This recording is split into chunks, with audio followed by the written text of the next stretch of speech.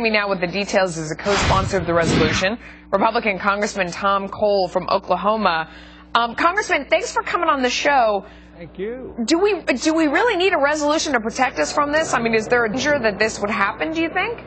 You know, people in Cyprus probably thought the same thing a couple days before it happened. Do we really need to worry about this? I think we ought to make sure. And look, I don't think it would happen. I'll be honest with you. I think that most of our regulators understand how counterproductive this is, how it's going to destroy confidence. It's going to get people not to put money in safe places like banks. But we ought to reassure people, and we ought to send an unmistakable sign to our own bureaucracy that Congress wouldn't tolerate something like that. Has there been any talk about doing something like this, or could you see it happening? You know, I have not heard any talk about this. I would be very surprised if it happened. But, you know, in Washington, D.C., I've learned to be surprised. So sometimes it's just better to take the precaution. I particularly want to commend Congressman Billy Long from Missouri. This was his idea.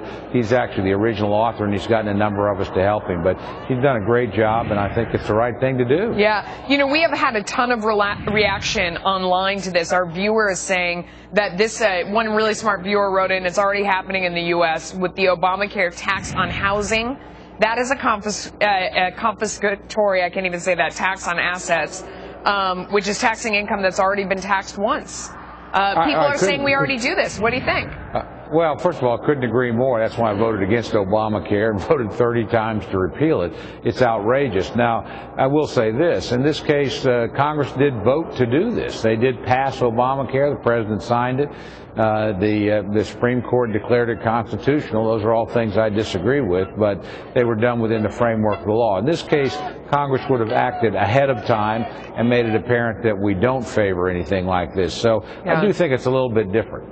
Are you worried? Are there internal conversations about what's going on in Cyprus and any spillover that you might see around the world, any ensuing global slowdown? Because just a few hours ago, they said they were cutting in half the amount of money that people can take out of the ATMs. They've had the banks closed for days. They are not reopening them, they say, until next Tuesday. But now they've even said you can take half as much money out of the ATM as you could before, basically guaranteeing that there's going to be a run on banks when they finally do open them. Are you guys worried about a spillover?